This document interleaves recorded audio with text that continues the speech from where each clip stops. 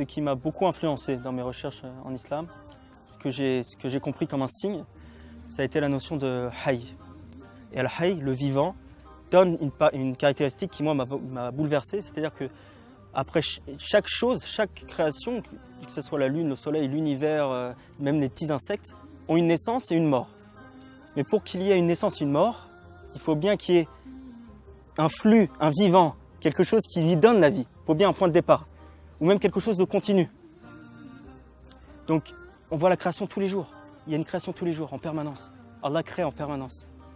Et le fait de découvrir, dans mes recherches de l'islam, découvrir qu'il y avait cette notion en islam, ça a été un signe pour moi. واقتربت لحظة الشهادة فكل الأسئلة التي برأس شاكر وجد إجابتها في القرآن ولكنه كان متخوف من تبعات هذا القرار وفي يوم من الأيام اتخذ قرارا غريبا. Je me suis donné une journée. Je me rappelle, c'était un vendredi, subhanallah, Jumu'ah.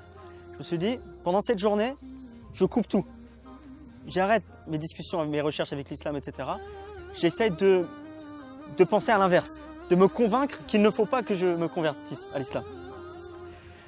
Et j'ai passé une journée abominable. J'ai passé une journée terrible.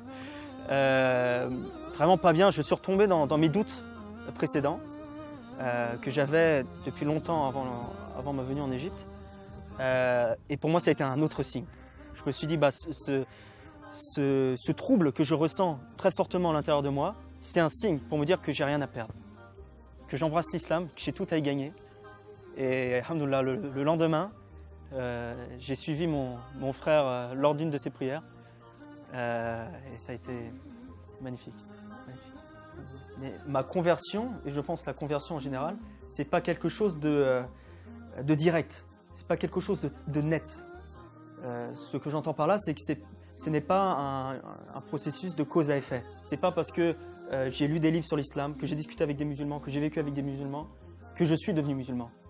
C'est Allah veut et il fait. Et même nous, je pense, en tant que convertis, on n'arrive pas à expliquer totalement notre conversion.